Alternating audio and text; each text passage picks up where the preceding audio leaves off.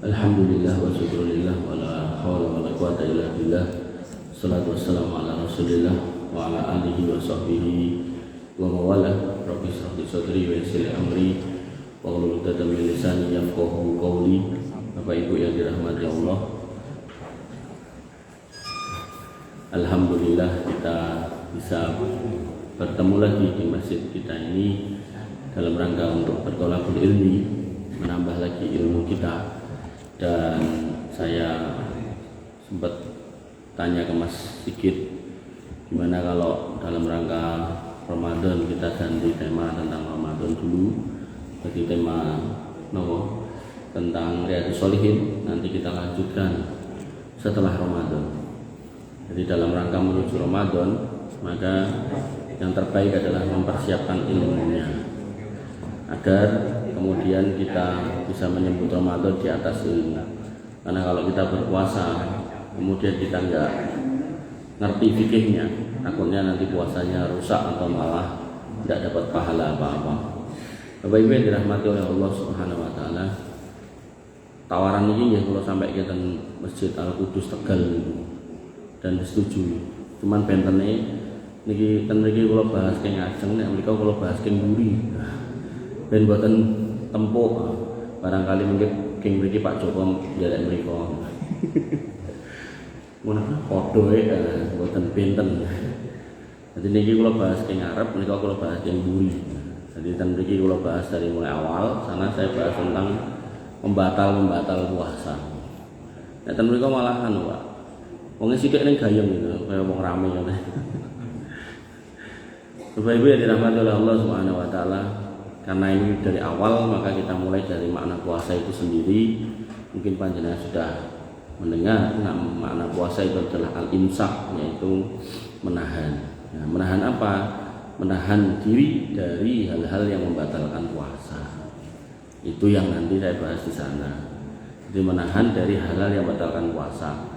Umumnya satu makan, yang kedua minum, yang ketiga hubungan suami istri, yang keempat pembatal lainnya. Pembatal lainnya ini hanya, apalagi kalau konteksnya kasus kontemporer itu kekinian. Zaman Nabi dari ngeten suntikan, saat ini piye hukumnya suntik. Mungkin juga harus dicetak suntik nopo gitu kan. Suntik infus, nopo suntik vaksin, nopo suntik insulin. Nah, kita bahas dari depannya. Kemudian secara hukum disebutkan bahwasanya hukumnya wajib. Dalilnya jenengan pun asring wireng, ya ayyuhalladzina amanu kutiba alaikumusiyam kama kutiba alal ladzina min qablikum la'allakum tattaqun. Di situ ada kata kutiba, diwajibkan, sehingga wajib. Karena niki wajib, maka Nabi menyebutnya sebagai rukun Islam. Bunyal Islamu ala khamsin. Islam itu dibangun atas 5 perkara.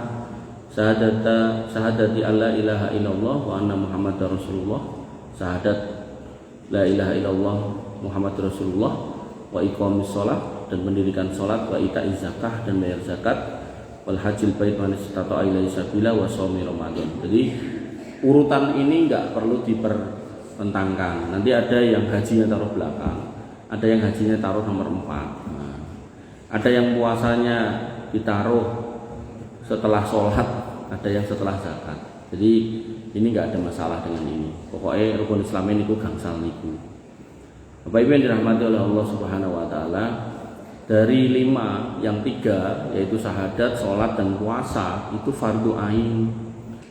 Nah kemudian yang 2-nya fardu ain juga, tapi yang mampu. Artinya terkait zakat ya orang yang mampu, terkait haji ya orang yang mampu. Lah nek salat ora mampu piye? Maka enggak mampu berdiri kan? Enggak mampu duduk kan, berbaring kan ngoten. Lah nek poso enggak mampu piye? Nah, kalau poso enggak mampu konteke nanti sakit, maka ya pas sakit enggak puasa. Nanti pas sembuh dibayar. Lah kok sembuh ya ora sembuh-sembuh.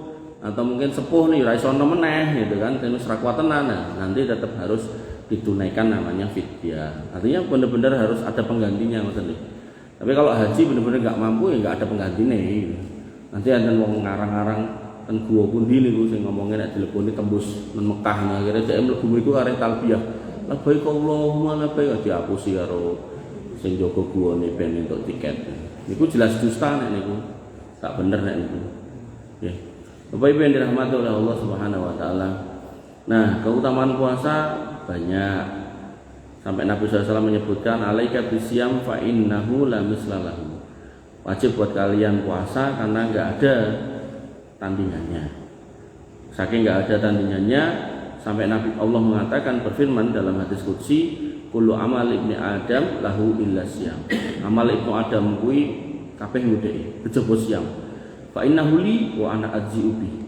Karena aku dhewe sing bakal ngekei ganjaran, makane kuwi aku. Ini menunjukkan bahwasanya pahala orang puasa satu dengan yang lain itu beda-beda.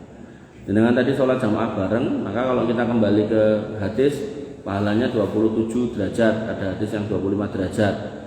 Nah, nek poso, pahalanya pinten? Mboten enten hitungane, ya terserah Gusti Allah. Makanya itu mirip dengan pahala sabar. Innama yuwaffas sabiruna ajrohum bighairi hisab. Wong sabar iki pahalane ora enek hitungane, ora enek takerane, terserah Gusti Allah. Karena masalah tiap orang itu benten-benten. Enten sing masalahnya sama anak tok, enten sing masalahnya sama garwa tok, enten masalahnya karo anak karo garwane. Enten sing masalahnya karo anak karo garwane karo tanggane. Enten sing masalahnya kalih anake garwane tanggane mertuane. Makin upeh ya otomatis sabare makin upeh, ganjarane makin upeh. Maka dalam puasa juga tiap orang cobaannya benten-benten gitu. Ada yang kemudian poso ora njeneng ndi ya otomatis mboten enten sing nggodha. Enten sing poso ngantor kalih wong non muslim pas wayah makan ya do mangan kabeh ya, akhirnya tergoda. Maka godaannya besar, otomatis pahalanya makin besar. Nah, maka puasa banyak keutamaannya. Nanti insya Allah disampaikan sama beliau-beliau yang bertugas kultum dan rigi. Maka saya lewati aja. Nah, kita masuk ke rukun. Rukun itu enten rukun enten syarat. Ini mirip kayak sholat, enten rukun enten syarat. Semua ritual ibadah kita itu enten rukun enten syarat. Zakat nih enten rukun enten syarat. Haji enten rukun enten syarat. Puasa enten rukun enten syarat. Nikah enten rukun enten syarat. Nah, rukun itu yang ada di dalam perbuatan itu. Jadi cara niki masjid. Rukun niku sing enten jero masjid niki. Napa? Nggih. Temboke. Kula jengarani cagak kok ya ora nek cagak. Terus enten cagake ngoten niku lho, cagak niku. Nah, syarat itu yang di luar. Di luar niku napa? Nah, untuk sampai sini berarti jalannya. Nek jalannya semua ditutup kan udah saged digi mriki to. Nah, atau kemudian fasilitas buat wudunya gitu kan. Artinya kalau mboten enten kan kita bisa wudu di rumah gitu kan. Tapi ya mempere kan masjid niku enten tempat wudunya gitu. Tapi kalau nggak ada kan tetap masjid namanya. Atau toilet, kadang enten masjid udah toilete, karena nanti kayak toilet mungkin sing ngira gelem nyentor. Akhirnya toiletnya dibongkar gitu kan. Dan masjid ngoten niku enten tetap diarani masjid. Ya. Tapi nek masjid mboten enten cagake wau, misal cagake dicabut, rubuh, maka ora sida dadi masjid, dadi bangunan rubuh atau masjid rubuh gitu. Nah, maka cara gampangnya ngoten niku. Nah, kalau dari sisi bahasa definisinya alladzi yalzamu min adamihil adam, sesuatu yang jika ia tidak ada maka suatu amalan dianggap enggak ada. Wala yalzamu min wujudihi wujud wala adamu dakhilal amal. Namun dengan adanya dia belum tentu suatu amal dianggap ada yang ia terletak di dalam amal. Niki wong nek cagake belum tentu juga diarani masjid nek mboten jenengan sebut sebagai masjid. Tapi nek masjid ra nek cagake engko nek ambruk ya dudu masjid kok ya ora iso salat. Maka rukun niku wajib ada, ning nek pas ada belum tentu itu kemudian menjadikan amal niku sudah bisa sempurna karena rukun itu enggak cuma satu, ada yang lainnya.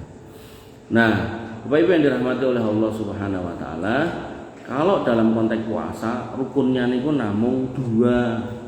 Yang pertama menahan diri dari hal yang membatalkan. Yang malam ini saya mulai ten Al-Qudus niku. Kemudian yang kedua menepati rentang waktunya. Rentang waktunya dua. Yang pertama napa mau? Menahan dari yang membatalkan. Kemudian yang kedua menepati rentang waktunya. Nah, dalam konteks menahan diri dari yang membatalkan, otomatis panjenengan harus ngerti nopo sing marai batal. Karena bagaimana jenengan akan menepati rukunnya kalau jenengan nggak ngerti opo sing marai batal, kan gitu. Nah, ini pembahasannya diwalik wae Mas, opo sing marai batal. Ya sabar mawon, mungkin insyaallah tekan ngene muga-muga. Nah, yang kedua termasuk menepati tentang waktunya. Berarti jenengan ya harus ngertos dari kapan sampai kapan puasa itu dimulai. Ada anak-anak yang puasa dari habis subuh sampai beduk. Nah, niku diarani poso beduk. Nah, apakah seperti itu waktunya? Nah, nanti kita lihat. Dalil tentang rukun, Allah Subhanahu wa taala berfirman di Quran surat Al-Baqarah ayat 187, "Wa kulu wasrabu hatta yatabayyana lakumul khaydul abyad minal khaydil aswad minal fajr, tsumma atimus syiyam ilal lail." Makan minumlah hingga terang bagimu benang putih dari benang hitam. Jadi zaman dulu niku nek sudah ba'da isya sampai subuh niku, menjelang subuh niku benang niku sing putih kali sing cemeng niku mboten saged dibedakake pada saat itu. Maka disebutkan di sini silakan kamu makan minum selama itu nggak bisa dibedakan. Nah, saat ini kan genah bisa dibedakan mau enten lampu enten macam-macam loh.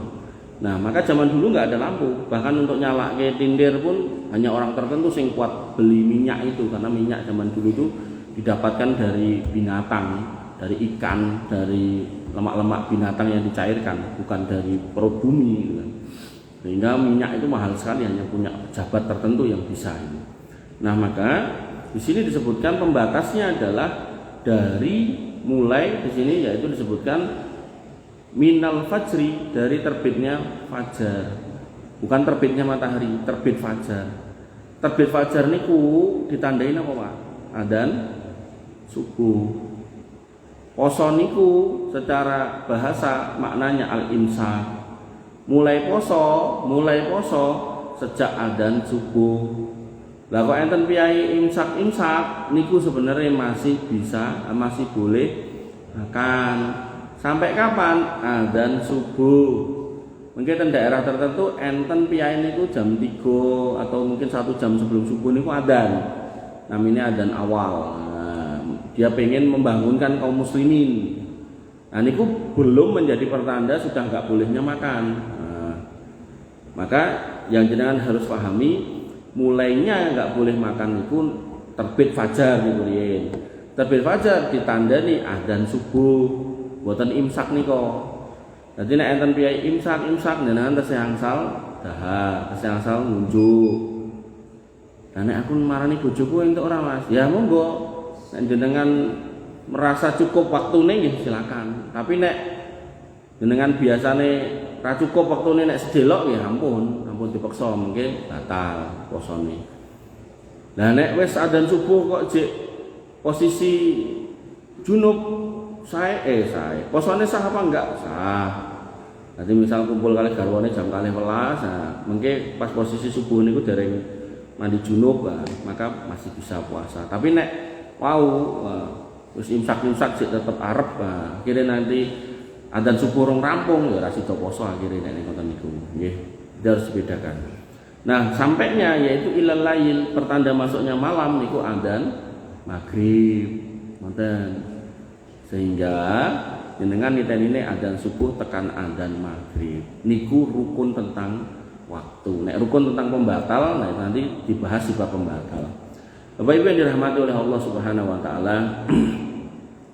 Kemudian terkait dengan awal dan akhir bulan Ramadan ditentukan atau ditetapkan dengan ru'yah. Semua dalil menyebutkan ru'yah. Hisab niku metode kekinian sekarang. Ya artinya orang merasa punya ilmu yang bisa memperkirakan, akhirnya diperkirakan dan kemudian diputuskan sebagai pegangan suatu kelompok atau suatu ormas tertentu. Maka ketika kita kembali ke dalil, sebenarnya kita yang dibutuhkan itu ru'yah, mboten hisab. Oleh karena itu, yang sesuai dengan ajaran Nabi tentu ru'yah. Lah, apalagi Bapak Ibu yang dirahmati oleh Allah Subhanahu wa taala, Kalau mengatakan tentang puasa dan hari raya, niku Nabi mengatakan sumu yauma yasumun, puasalah bersama dengan kaum muslimin ketika mereka berpuasa. Wa aftiru yauma yuftirun, dan berbukalah ketika mereka berbuka. Artinya kebersamaan kaum muslimin itu penting. Sehingga kalau ditanyakan hisab napa ru'yah, jawabannya ru'yah. Ketika ditanyakan melu ormas atau melu pemerintah, tentu melu pemerintah, itu langkung saya. Apalagi tambah saya ketika pemerintah juga menetapkannya dengan ru'yah. Pun enak gari melu. Artinya pemerintah itu sudah menata orang-orang dari Aceh sampai Papua dengan segala macam alat yang dipunya untuk mengintip hilal, lalu kemudian dikirimkan kabar beritanya, dirapatkan di Jakarta, akhirnya diputuskan. Itu sudah sebuah mekanisme yang luar biasa. Keputusan tinggal melu mawon lho, niku penak wis tenan, penak pun. Jadi dari situ saya berharap dengan bisa legowo yang biasa kemudian pakai hisab itu. Makin pemerintah lebih enak. Apalagi kalau kemudian kita buka di kitab-kitab akidah, niku banyak ulama yang mengatakan bersama atau bersamalah dengan pemimpinmu dalam urusan haji, jihad, puasa, dan juga kemudian urusan hari raya gitu. Jadi kita memang suruh bersama penguasa, membersamai mereka. Fajirun kana au adlun, apakah dia pemimpin ini orang baik atau orang jelek? Yes. Karena bersamanya kaum muslimin bareng-bareng itu jauh lebih baik daripada tercerai-berai, apalagi urusan ngoten niku. Ning delalah Indonesia niku mboten kados negara Arab nggih. Jadi pemerintahnya memberikan kelonggaran. Silakan kalau mau beda, nggak dilarang ya nggak ditangkap, silakan. Tapi nek saya secara pribadi, nggih, langkung saya niku dari pemerintah. Tapi kok jenengan pilih beda kali pemerintahnya mboten nyeneni, mboten nesu, monggo silakan. Nggih. Nah, dan bedone kali pemerintah niku harusnya 1 hari. Bisa lebih dulu atau terakhir. Bedanya harusnya 1 hari, nggak boleh lebih. Makanya kalau ada yang mutuske kok bedone sampai 2 hari, 3 hari, terus ditekoki ngopo to Mbah kok saiki wis poso. Lah ngaku wis telepon Gusti Allah kok. Wong niku jelas aliran sesat. Jelas niku sesat. Pokoknya agar bedone 2 dina jelas. Kenapa? Karena yang namanya bulan Hijriah niku nek ra 29 30. Ngoten. Artinya kalau mau beda dengan pemerintah maksimal ya cuma sehari. Enggak boleh lebih. Karena nek udah lebih niku berarti kemungkinan dia puasa di 28 Syawal atau dia puasa di 31 Syawal gitu kan, atau ya udah Ramadan hari keberapa nih, hari kedua baru mulai. Maka hal seperti ini harus hati-hati gitu. Dan mudah cara meniteni kira bener gitu ya. Dan di Indonesia banyak ya. Dan ngoten niku oleh pemerintah ndak papal juga ya. Jadi sinten Gunung Kidul enten, sinten Padang enten, dan Makassar enten, semua aneh-aneh ngoten niku. Nggih. Artinya jenengan monggo paling gampil gini dari pemerintah, dari nyetel TV, nopo nonton berita, nopo tekok tanggane, terus diumumke urung, wes kapan sesuk, melu ngoten mawon. Atau nek emang jenengan ajeng ngapunten, ajeng melu ormas jenengan ikuti, ya nek saya secara pribadi tidak merekomendasikan, tapi nek jenengan mau mengikuti maka pastikan bedanya cuma sehari, bukan 2 hari, bukan 3 hari. Bapak Ibu yang dirahmati oleh Allah Subhanahu wa taala. Nah, kemudian rentang waktu tadi udah nih. Mulai nih. Syarat puasa. Tadi definisi tadi rukun pun, nah saat ini syarat. Nah, syarat niku yang di luar. Nah, tadi saya contohkan kayak jalannya atau mungkin tempat parkir. Masjid enggak ada tempat parkirnya, ya tetap masjid namanya. Kok ada ya alhamdulillah, tapi bukan berarti masjid itu harus ada tempat parkir. Nah, maka cara diterjemahkan atau didefinisikan alladzi yalzamu min adamil adam wala yalzamu min wujudihi wujud wala adamu kharijal amal. Sesuatu yang jika ia tidak ada maka suatu amal dianggap tidak ada. Namun dengan adanya dia belum tentu suatu amal dianggap ada yang ia terletak di luar amalan. Jadi contoh dalam nikah. Dalam nikah niku rukunnya ya, niku wali. Wali niku nggih bapake mempelai perempuan. Kalau nggak ada pamannya dari jalur bapak. Kalau nggak ada lagi kakeknya. Kalau nggak ada kakaknya. Nah, kemudian yang kedua saksi. Saksi harus 2 orang laki-laki. Kemudian yang ketiga mahar. Yang keempat ijab qabul. Rukune niku. Nah, syaratnya untuk si wali kali saksi syaratnya adalah orang yang adil. Lah ngukur adil ini kan mboten gampil. Makanya sebagian ulama kemudian merubah adil itu dengan syarat orang yang sholat. Jadi kalau jenengan ngersake putrane putrine niku nikahane sakinah mawaddah warahmah niku mang dudukkan dan niku orang sebagai saksi dan wali orang yang sholat. Gambile ngeten ngapunten, nek pakane ra salat yang penting diwaleni ume sing salat. Ume yo ora salat waleni mbae barangkali mbae salat. Mbae yo ora salat waleni mase sing salat. Mase yo ora salat wali hakim melak wis gitu kan. Nek wali hakim kan wong KUA ume salat ngoten to. Saksi nggih ngoten. Saksi nggih mang goleke saksi wong lanang yang salat. Koncone ra salat yo tanggane yo ora salat. Dulure ning bukan dulur yang jadi wali tadi gitu kan. Pokoknya yang sholat. Nah, itu contoh. Nah, dalam bab puasa disebutkan bahwasanya syarat dalam puasa niku enten 2. Syarat wajib dan syarat sah. Syarat wajib niku syarat yang menyebabkan puasa itu menjadi wajib. Syarat sah itu syarat yang menyebabkan puasa itu menjadi sah.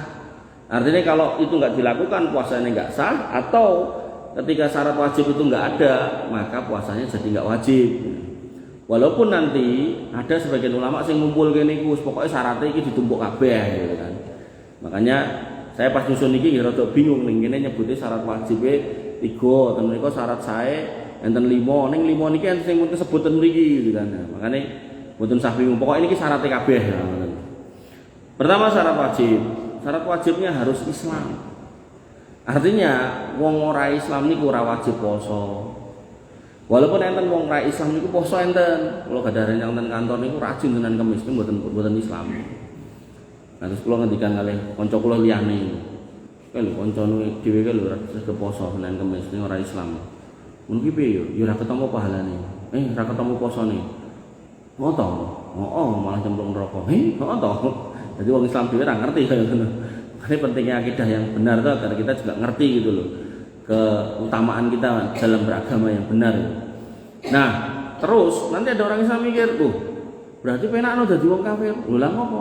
Nah dadi Islam kon poso nek Islam ra wajib poso heru niku pendapat salah. Kenapa? Karena Allah berfirman dalam Quran surat Al-Mudatsir ayat 42 sampai 43, masalah kakum fi sakor. Niki pertanyaan buat orang kafir. Ngopo kowe nyemplung neraka? Kafir. Qalu mereka menjawab lam nakum minal musallin. Kami dulu enggak sholat. Artinya ulama berpendapat menggunakan dalil ini bahwasanya orang kafir selain akan dihukum atas kekafirannya, mereka juga akan ditanya pada semua ritual agama orang Islam yang enggak mereka kerjakan. Kok mereka kerjakan? Iku ya ora kanggo gitu kan. Artinya tidak menjadi bekal dia untuk masuk surga ketika dia kafir kok sholat, dia kafir kok puasa, enggak. Apalagi nek ra poso, ora salat ya malah nanti juga ditanyakan tentang itu. Artinya kita sebagai orang Islam, naudzubillah kalau kita meninggalkan rukun Islam itu, gak salat, gak poso, itu nanti kita ditanya, mereka wong kafir juga ditanya. Ngoten nggih. Jadi ampun meri kadang iki enten wong Islam jahil ngoten meri. Wong dadi wong Islam ki abot salate mesti dina ping 5, enak dadi wong kafir seminggu pisan. Nek lali malah diparani kancane, dijajakke terus dikon mangkat. Maka hal-hal seperti ini jangan dijadikan landasan untuk meri. Itu merinya orang yang nggak punya ilmu ngoten niku. Bapak Ibu yang dirahmati oleh Allah Subhanahu wa taala, dalil lain yang menunjukkan bahwasanya amal itu hanya diterima dari orang Islam. Allah berfirman dalam Quran surat Al-Maidah ayat 27, "Innama yataqabbalullahu minal muttaqin." Sesungguhnya Allah hanya menerima amalan dari orang-orang yang bertakwa. Orang bertakwa niku asasnya 2, dia bertauhid, tidak berbuat kesyirikan. Yang kedua, dia sebagai orang Islam mengikuti sunnah Nabi SAW. Sehingga Allah berfirman pada Quran surat Az-Zumar ayat 65, "Walaqad uhiya ilaika wa ilal ladzina min qablika la in asrakta la yahbatanna amaluka wa la takunanna minal khosirin." dan sungguhnya telah diwahyukan kepadamu dan kepada nabi-nabi sebelummu, kalau kamu berbuat syirik niscaya akan terhapus amalmu dan tentulah kamu termasuk orang yang rugi. Jadi orang Islam yang puasa ning berbuat kesyirikan niku posone ra kanggo. Lho nek tak syirik wae rasa poso sisat niku nggih mengke ditekoki gitu. Makanya jangan kayak sebagian orang jahil lagi yang kemudian dikatakan ojo nang dukun. Nek kowe nang dukun tekok terus dijawab mbok percaya, salatmu 40 dina ora ketampa. Terus nyauri nek tak rasa salat sisan, lho tambah dosa meneh, dosa dukun, dosa ra salat. Nah, maka jangan seperti itu, naudzubillah ya. Jadi ketika kita diperintahkan untuk puasa, kita puasa. Dan puasa agar diterima ya berdasarkan keislaman, kita harus menjadi orang bertakwa. Makanya ayat perintah puasa la'allakum tattaqun, karena amal hanya diterima innama yataqabbalullahu minal muttaqin, hanya buat orang-orang yang bertakwa. Dan termasuk yang namanya surga diwariskan hanya kepada orang-orang yang bertakwa.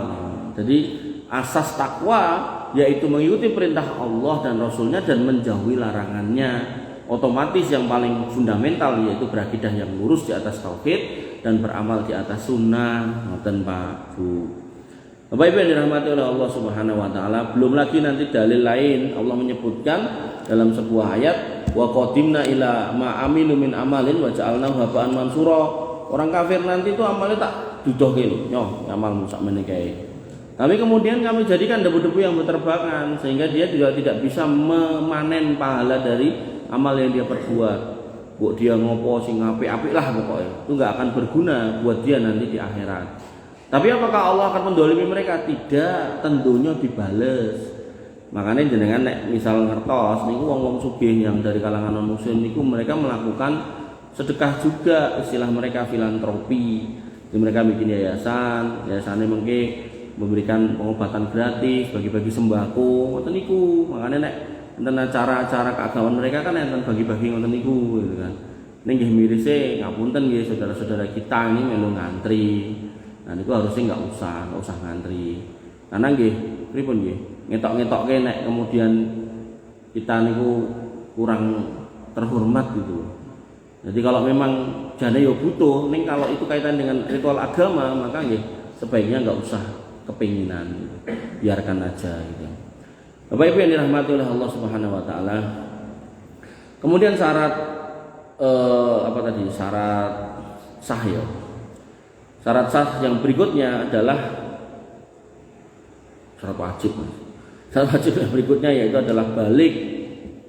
Nah, sehingga anak yang belum balik tidak wajib untuk puasa. Nah, balik niku benten-benten. Tapi secara umum balik niku nek laki-laki mimpi basah. Mimpi basah niku napa nggih? Mimpi kecemplung kalen apa kecemplung blumbang terus teles katoke ngoten niku. Nah, biasane niku nek lare jaler niku biasane kelas-kelas pinten nggih? 5, 6 napa SMP kelas 1, kelas 2 pinten-pinten nggih. Nah, nek kondisi sekarang niki akses informasi sedemikian rupa, cah cilik-cilik sudah bisa melihat yang aneh-aneh. Niku sakniki enten sing kelas 3, kelas 4 niku pun mimpi basah. Makane hati-hati ini. Nah, perempuan kategori baliknya perempuan istri niku ketika haid. Haid itu biasa terjadi nggih umur yang sama 9, 10 tergantung masing-masing orang. Lah kok ndelalah misal nganti umur 20 kok ora mimpi basah. Ditekoki tenan ya ora mimpi basah. Sing putri ya ditekoki tenan ya ora haid gitu kan. Maka apakah dia masih wajib enggak puasa? Jawabannya mboten. Ulama punya ketetapan nggih batasnya yaitu umur 15 tahun. Jadi kalau sampai 15 tahun kok mboten mimpi basah, mboten haid ya tetap wajib puasa. Ngoten nggih.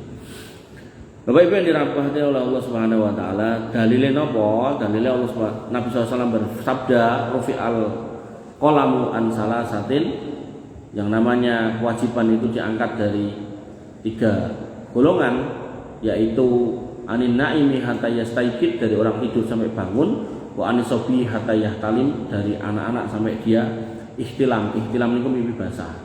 Nah niku nek konteke wong lanang, nek konteke perempuan nggih haid wau. Maka ini menjadi dalil wajibnya puasa bagi yang sudah balik dan tidak wajib bagi yang tidak balik atau belum balik atau di bawah 15 tahun.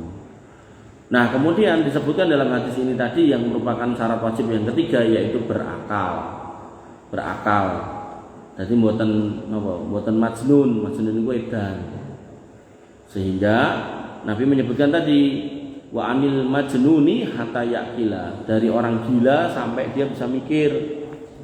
Kula nate gadah santri, ngapunten niku bapak niku edan ning kambu-kambuan.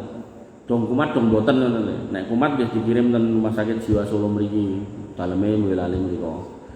Nah, kalau kondisi seperti itu maka pas kumat enggak wajib puasa. Tapi karena ada sembuhnya, maka pas sembuh niku bayar posoni.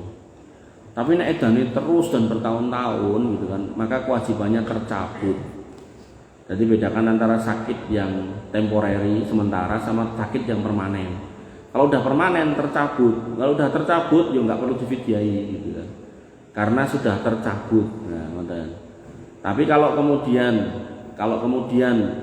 yang bersangkutan ini kambuh-kambuhan, maka itu temporary, maka sebaiknya disuruh untuk membayar puasanya. Apakah dengan mengganti puasanya, atau kalau disuruh puasa susah mungkin karena ya selain gila juga sakit perutnya, mah dan seterusnya, maka disuruh bayar fidyah.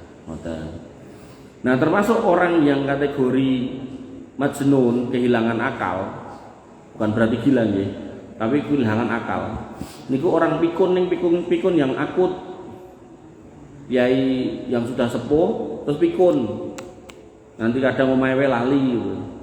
Nah, metu omah nyapun dalan pamit meh mulih, padahal omahe tengah jeneng niku.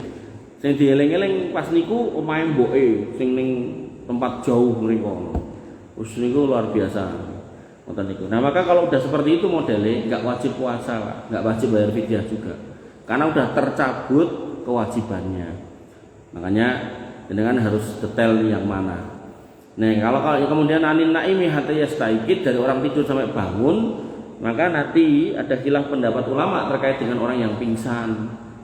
Nek pingsane suwe gitu kan, maka nggih pas dia pingsan dia nggak puasa, ning diganti di tempat yang di hari yang lain. Misal pingsan nopo nek ten ICU niko sampai 2 dino gitu kan, maka dia nggak puasa pas 2 hari itu atau nggak dihitung puasa 2 hari itu. Nah, begitu kemudian dia bangun, dia ngutang 2 niku, tinggal nanti dibayar kapan monggo. Tapi kalau kemudian tidur biasa, tidur dan kemudian bangun, artinya misal tidur jam 12, bangun sudah jam 9 pagi, maka kewajibannya nggih sholat subuh, kemudian dilanjutkan puasa tanpa sahur, mau nggak mau. Karena momennya adalah puasa wajib, maka harus puasa. Bapak Ibu yang dirahmati oleh Allah Subhanahu wa taala, niku wau syarat wajib. Nah, ada ulama yang menambahkan syarat wajib, yaitu yang pertama sehat dan yang kedua tidak dalam keadaan safar. Artinya orang yang sehat wajib puasa, yang enggak sehat boleh enggak puasa. Ini bukan berarti raposo rapopot dalam artian benar-benar enggak ada konsekuensi buatan. Boleh enggak puasa, ning diganti di hari yang lain. Atau kemudian kalau benar-benar enggak sehat lama, maka diganti dengan membayar fidyah. Nah, kemudian yang kedua, yang sehat nggih. Yang sehat disebutkan dalilnya pada Quran surat Al-Baqarah 184, "Faman kana minkum maridun aw ala safarin fa iddatum min ayyamin ukhra." Siapa yang sakit di antara kalian atau dalam perjalanan lalu dia berbuka, maka wajib baginya untuk mengganti yang ditinggalkan itu pada hari-hari yang lain. Niku yang sementara. Kalau yang permanen, wa 'alal ladzina yutiquna fidyatun ta'amul miskin. Adapun orang yang enggak sanggup, berat untuk puasa, enggak sanggup, benar-benar enggak sanggup karena keadaan, karena sakit dan seterusnya, maka dia bisa mengganti fidyah 1 hari puasa diganti dengan 1 kali memberikan makan 1 orang. Nanti kalau 30 hari enggak puasa berarti 30 orang. 30 orang ini bisa orangnya 30 atau 1 orang ning dilakukan 30 kali. Nah, di sini ada bahasa miskin. Makanannya untuk orang miskin. Nanti ada sebagian orang keliru, kayak fidyah dikake tanggane, hidungnya tanggane. Padahal tanggane iki wonten mboten miskin. Nah, ini salah. Artinya jenengan harus memilih sing miskin. Miskin iku napa? Miskin niku dia punya kerjaan ning kurang. Cara ngapunten dia kerja ten pabrik, gajine UMR misal 2 juta. Ternyata anaknya 7. Nah, kebutuhannya sebulan niku 3.500.000. Nah, berarti nih dia masuk kategori miskin. Nah, orang fakir itu lebih parah meneh. Duwe kebutuhan ora digawean. Nah, ning jane niat nyambut gawe jane mung mboten enten penggawean. Mboten wong males, enten melih. Enten wong ora nyambut gawe males. Lah anakmu mangan apa?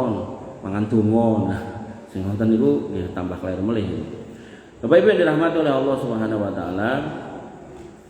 Nah, kemudian berikutnya yaitu menetap enggak safar. Orang yang safar boleh enggak puasa, tapi tetap harus mengganti puasanya. Tapi nek pas safar kok sanggup kuat untuk puasa nggih enggak apa-apa. Jadi bukan berarti harus tidak puasa, mboten. Makanya disebutkan dalam Quran, wa man kana maridun aw ala safarin fa iddatun min ayyamin ukhra. Loro apa safar ganti dina liya. Dadi nimbang ganti nek emang sanggup monggo mang poso. Tapi nek emang enggak sanggup, maka silakan berbuka tidak apa-apa. Makanya jenengan nek misal tindakan nitih kereta, pesawat napa bis, terminal, stasiun napa bandara ningali piyai dahar pas poso, ampun batin, poso-poso madang. Iku wong safar apa-apa. Jadi jangan dibatin, mengke panjenengan batin panjenengan sing dosa. Nah, tapi nek tedak omah nek angkringan buka awan-awan, tanggane jajan ora kok ngendi-endi, nah niku kandhani iki poso malah buka, mengko wae bukake. Bapak Ibu yang dirahmati oleh Allah Subhanahu wa taala. Terus sebagian syarat lagi yaitu harus suci dari haid dan nifas. Artinya seorang wanita yang mengalami haid dan nifas tidak boleh puasa. Haid dan nifas setiap wanita beda-beda. Lah berapa lama kembali kepada orangnya. Haid niku cirinya ada 3. Bentuknya beda dengan biasanya. Warnanya beda dengan biasanya, atau lamanya bisa ditentukan harinya. Nah, maka kalau ngerti iki haid, yakin niki haid karena bentuknya atau warnane atau tanggalane, maka ampun puasa. Tapi kalau kemudian keluar ning yakin niku mboten haid, aku anak haid biasanya metune warnane ijo, saiki kok metune coklat misalnya ngoten. Nah, berarti kan sudah enggak seperti biasanya. Nah, niku berarti darah istihadah. Silakan puasa. Atau misal aku biasanya tanggal 1 tekan 10, iki tanggal selawe kok metu getahe misalnya ngoten. Nah, itu berarti bukan haid tapi itu istihadah. Silakan puasa. Nek nifas jelas sebabnya karena melahirkan atau keguguran. Dan boten kedah 40 dina nanti wong salah meneh. Enten mulai wong anggere nglair kok anggere 40 dina aku ora poso. Padahal 2 minggu pun mampet. Nah, niku harusnya poso. Ngoten iki. Jadi jangan matok kudu 40 dina. Bapak Ibu yang dirahmati oleh Allah Subhanahu wa taala. Kemudian lagi syarat sahnya lagi yang keempat yaitu berniat. Harus punya niat. Nabi SAW menyebutkan secara umum, kita pernah bahas dan memiliki innamal a'malu binniyat, semua amal harus pakai niat. Dan tentu niat itu harus ikhlas. Wa ma umiru illa liya'budullaha mukhlishina lahuddin. Kita harus ikhlas dalam menjalankan ibadah. Nah, terkait dengan puasa, maka niatnya dari malamnya kalau puasa wajib. Kalau puasa sunnah bisa di tengah siang. Jadi misalnya dengan nek sunnah niku misal siang-siang, binjengan tesih hayam mulbit niku. Panjenengan dereng dahar itu kan mergo dimasake bojone nganti awan itu kan. Terus tak poso sisan. Ini ku angsal. Tapi nek Ramadan mboten angsal. Jenengan harus berniat dari malamnya. Nah, niat niku enggak perlu dilafalkan karena memang enggak ada dalil satupun yang membunyikan lafal niat. Jadi jenengan menetapkan dalam hati saja kalau besok mau puasa niku sudah baik. Sudah pas itu. Nah, karena nanti nek harus dilafalkan ya sosok lali apa ya terus posone enggak sah kan mboten. Artinya dengan jenengan sudah nyiapke misal ibu-ibu, wah engko sahure tak cepake iki ya, iki doke iki. Nah, itu berarti sudah berniat untuk ke sana. maka insya Allah itu sudah terhitung niat. Nah, cuman perbedaan ulamanya, ada ulama yang berpendapat niat niku dari awal Ramadan itu bisa kepake sampai akhir, ada ulama yang berpendapat tiap malam. Nah, maka kalau bisa yang lebih ideal ya tiap malam. Nah, maka itu lebih baik. Bapak Ibu yang dirahmati oleh Allah Subhanahu wa taala, mbok bilih mekaten rumiyin. Enten kang jeng tanglet. Pak, nggih, pripun? Pekerja keras itu apa ada untuk tidak puasa, apa harus puasa dengan dalil yang menyertainya? Orang yang bekerja keras, dia punya udzur untuk tidak berpuasa, tapi dia wajib puasa. Sehingga jatuhnya dia harus mengganti di hari yang lain. Karena dia bekerja berarti jadi sanggup, maka nggak ada fidyah untuk dia. Jadi tetap harus diganti. Lho piye bendina kerja napa nggih? Kan nek praine, ya kudune poso pas praine iku gitu kan. Artinya nek misal praine misal Ahad, berarti kan sebulan niku enten 4, ping 12 tanggal 8 lho sebot gitu kan. Makanya kayak di beberapa daerah niku orang-orangnya niku mendesain pas Ramadan niku mboten kerja. Makanya 11 bulan sebelum Ramadan niku dipol-polke nggo golek sangu nanti pas Ramadan niku dhek mboten kerja. Beberapa orang saya kenal niku nek Ramadan niku umroh deh. Jadi ten Arab mriku, golek itu ten mriku. Sebulan niku ten mriku. Nah, maka harusnya kita mendesain seperti itu karena Ramadan niku ketemu setahun pisan, maka harusnya sebulan sebelum Ramadan niku kita sudah noto persiapan. Engko nek pas poso iki jaganku, jadi aku ora perlu kerja, kudune ibadah. Tapi nek akhirnya jenengan kerja dan jenengan coba mboten kuat, bener-bener mboten kuat, artinya bukan reko-reko, maka monggo nek jenengan ajeng buka. Tapi ngene iku wajib ganti. Bukan fidyah. Kenapa kok bukan fidyah? Lah nek sanggup kerja, berarti kan dia punya kekuatan untuk mengganti sebenarnya. Mung garek karep napa mboten. Ngoten. Wonten malih? Nggih. Enggak apa-apa. Kok apa itu? Pas makmum salat Jumat itu Nggih. kan anjuran ya pas khotib menyebut nama Nabi apa ya itu sholawat. Terus pas khotib berdoa apa juga mengucapkan amin sama ini apa bisa dibiarkan dengan main ini. Oh. Ya, siap. Tanyane siji ning telu. Yang pertama pas sholat Jumat memang disebutkan oleh Allah Subhanahu wa taala dalam Al-Qur'an secara umum nggih. Wa idza quri'al Qur'an fastami'u lahu wa ansitu. Kalau dibacakan Quran, dengarkan dan diam. Kemudian khusus terkait dengan sholat Jumat, Nabi SAW mengatakan man qala li sahibihi, siapa yang mengatakan pada teman sebelahnya, uskut, diem gitu kan. Jadi dia rame menengok. La Jum'atalahu, dia enggak dapat pahala Jumatan. Nah, niku dua dulu dalil niku. Pertanyaannya sekarang yang pertama, kalau Nabi itu disebut namanya, apakah bersolawat kepada Nabi SAW itu termasuk yang berbicara tadi? Maka wallahu alam yang saya tahu tidak. Jadi kita dalam kondisi seperti itu dalam Jumatan itu kita mau berzikir itu diperbolehkan. Jadi berzikir itu menyebut nama Allah, termasuk di dalamnya adalah bersolawat, kita diperbolehkan. Jadi kalau kita bisa fokus kemudian sambil zikir boleh gitu. Dalilnya apa disebutkan dalam Al-Qur'an terkait dengan Jumatan, idza nudiya lis-sholati mi yaumil jumu'ah fastami'u lahu. Ya ayyuhalladzina amanu idza nudiya lis-sholati mi yaumil jumu'ah fas'au ila dzikrillahi wa darul bai'. Maka bersegeralah dalam menuju zikir kepada Allah. Nah, zikir kepada Allah niku bisa bermakna mendengarkan khutbah Jumat atau dia juga sambil berzikir itu diperbolehkan. Dan termasuk berbicara yang diperbolehkan dalam khutbah Jumat itu adalah berbicaranya jamaah kepada imamnya, khotibnya.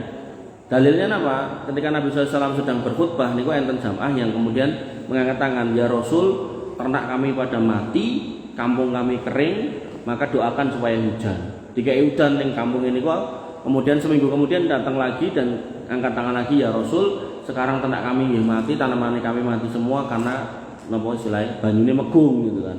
Maka doakan kepada kami agar hujan itu enggak di atas kami. Kemudian Nabi berdoa, Allahumma hawalaina wala alaina. Nah, di situ pembicaraan yang diperbolehkan di dalam khutbah Jumat, sehingga yang pertama yaitu mendengarkan khotib. Kemudian yang kedua, kalau emang mau berzikir silakan, dan termasuk wasilah berzikir itu adalah dengan bersolawat. Tentu zikir tidak mengganggu yang lain, maksudnya bukan sampai banter-banteran yang buatan.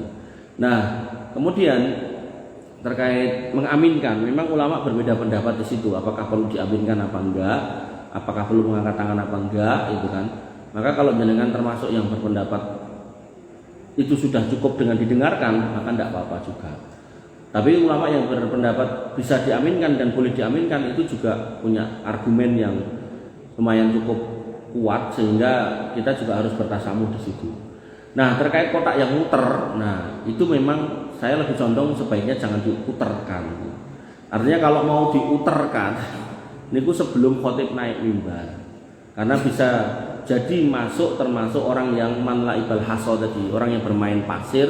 La Jum'atalahu, dia tidak mendapatkan Jumat, karena zaman dulu niku masjidnya pasir, jadi dolanan pasir. Coro saat ini karpet ini gambari karpet itu loh, atau ngutek-utek canteng, atau dolanan HP, ya itu wong yang kayak gitu nggak dapat pahala Jumatan.